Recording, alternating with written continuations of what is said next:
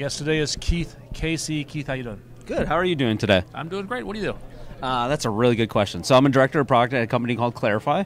And director of product, I'm in charge of the roadmap, and we make an API that makes audio and video searchable. So you can take things like podcasts, news broadcast, professors' lectures, and find who said what when.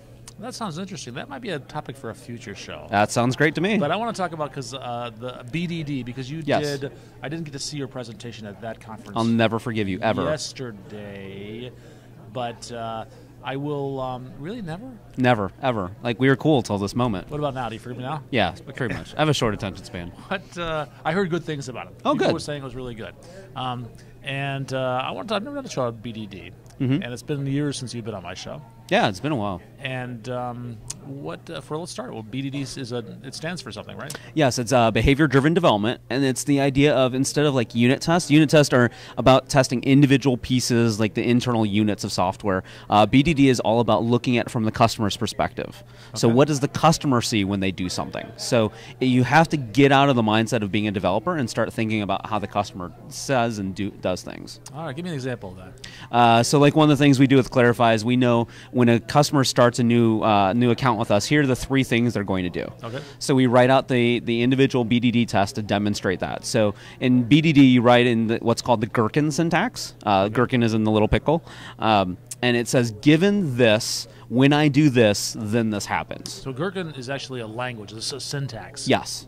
All right. And it's great. It's completely platform language agnostic. So we do all of our testing in PHP, Python, Ruby. We're looking at C# next with using Inspect, a couple other things like that. What's your code written in? Our backend system? Yeah. Shouldn't matter. It shouldn't matter. Oh. No, our backend system's all Python. Okay. So, but you're testing Python code, but with a Ruby test engine. Actually, we do it in PHP, Ruby, and Python. Okay. All right. So, because what we're also doing is testing our helper libraries to make sure the libraries work as expected. Oh, okay. All right, so now BDD, that sounds a lot like test-driven development, because you said the word test, and that's what you started with. Yeah. But it differs in what way?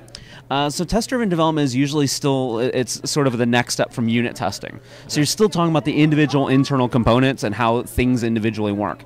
When you talk about BDD, well, the analogy that somebody was talking about earlier is that, like, unit testing is at the individual layers. Like, you might have the model layer, the view layer, the controller layer, and you've got the individual testing there. BDD sort of goes vertical, and it says, when a user wants to do this, how does every layer of the stack work? But it's from the customer's perspective, where they don't know what the stack is. They don't care. They don't need to know. They just know, I do this, this other thing happens. All right. And now that last thing you described sounded a lot like integration testing. Yes. And how does it differ from integration testing? Integration testing is the way most people do it. It's glorified unit testing.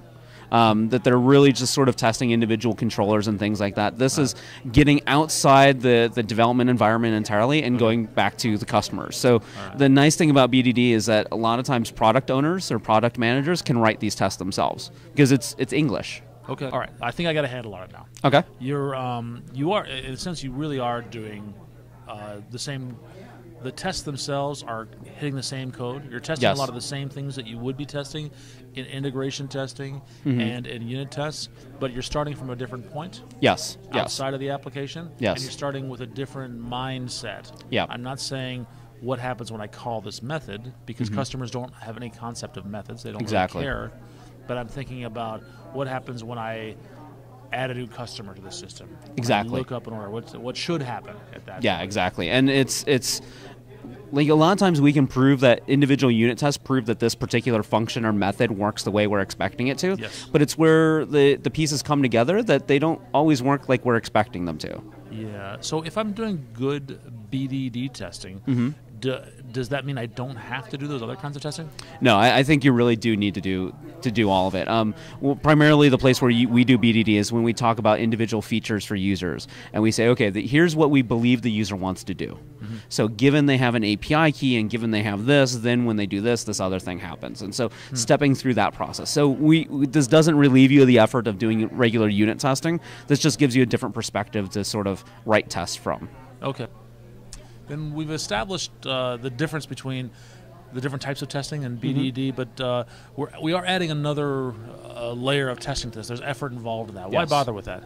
So I think the important part is that you're getting out of the developer mindset and starting to think in the customer's mindset.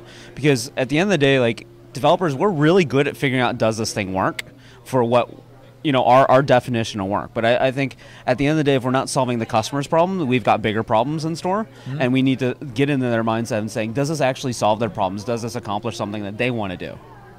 So if I could paraphrase that, then most of the testing that I'm familiar with is testing to see, does this method call return the expected results? Yes. Customers don't care about method calls. They don't even know about method calls. Yeah, and they shouldn't have to. They know about the data that they're inputting and how they're interacting with the system, often through a user interface. Yeah, do things work the way I'm expecting it to? Okay, and getting that into some sort of English-like language like this Gherkin syntax. Gherkin syntax. Yes. All right. Speaking of the Gherkin syntax, so this is basically a standard. It's not a tool, right? Yes. Yeah. You need some tool to understand Gherkin. Yes. Yeah. So you write Gherkin scripts. It's the whole given X, when I do Y, then Z happens sort of thing. And so you get to define what each of those things means. And the syntax is pretty standard. It's been out 5-6 years or so. Okay. And then there are libraries within each language that then take that Gherkin syntax and parse it and turn it into individual method calls and everything behind the scenes. So you still have to write code behind the scenes. Okay. But the actual interface that people are playing with is pure text. I see. So in PHP, like the big one is behat, behave in Python, inspec in C#.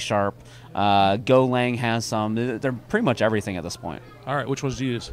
We use PHP, Ruby, and Python, and we're starting to get into inspec.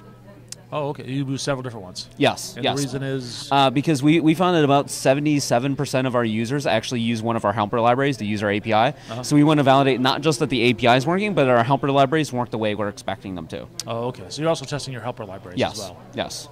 Through BDD? Yeah, because we found that's the user interface that they primarily use. I see.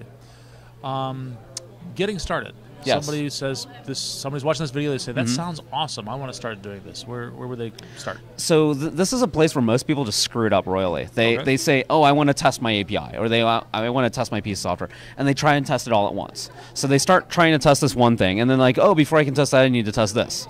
Oh, before I can test this, I need to test this. And they end up going down these rat holes and spending hours or days or weeks worth of effort and get totally burned out, and they said, oh, I tried testing once, it sucked. So... Yeah, you've been there, right? Maybe not with testing, but with other things. Yeah. So I always say start with the bare minimum thing that'll work. So in our case, we know that when a user signs up for an account, we know the first thing they'll do.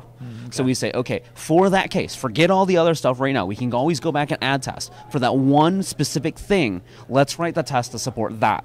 Once we prove that works the way we're expecting it to, then let's find out the next thing that customers do and build a test to support that. Oh, okay. And so you're writing your tests first. That's where we're moving to. Okay. We built a good portion of the system before we had any sort of behavior-driven tests. We had unit tests behind the scenes, but we didn't have any BDD tests until much later. And so now we're going back and filling in those and then starting to get ahead of the game a little bit. So going forward, new features, you're doing test first. Yes. Or write the test first and then move forward with that. Have you integrated BDD, the BDD tests into your regression testing? Like every time you add a new feature or every time you push out a deployment, are you doing that sort of thing? That's the next step. So we've proved that it works the way we're expecting it to and all the language that we're expecting. Now we want to build it into our build process. And we use Docker containers for everything. So like it's a very well regulated and segmented build process. So that's the next step. And we're not there yet. Okay.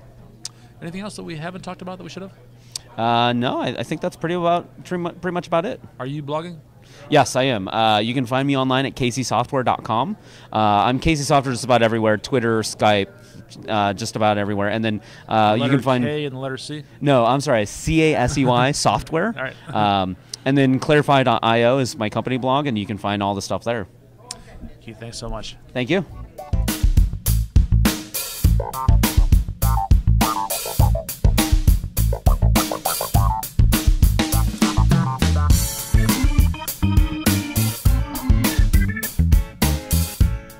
So I think one of the great things about conferences like this and a lot of conferences is that by the end of it, you meet some great friends that are doing some cool things. And I view the community itself as like an extended R&D group. There's no way I can learn everything that's out there or even have an idea of what's going on out there. But there's various people doing different technologies and different tools and things like that I can sit and spend a half hour, an hour talking with somebody over beer and learn a ton. And I think that's great.